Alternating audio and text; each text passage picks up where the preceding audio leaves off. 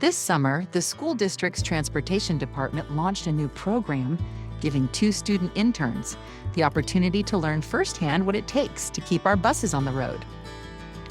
Working side by side with our skilled mechanics, Caden and Garrett gained valuable real-world experience, from oil changes and tire replacements to other routine maintenance that keeps our fleet running safely and efficiently for the students we serve every day.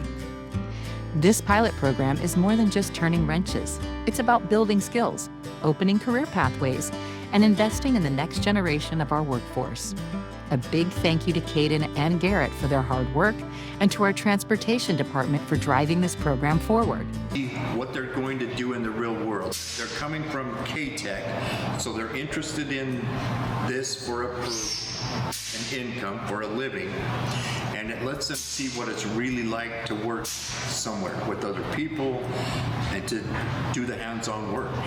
They've been great. I couldn't have asked for better kids. Getting hands-on is important for a lot of people with so many different learning styles. It's relaxing to get hands-on because that's how I learn. It's how you get to understand stuff better. They've been phenomenal. They've shown up on time every day. They've been extremely helpful. They've been so helpful that I would like to see it continue.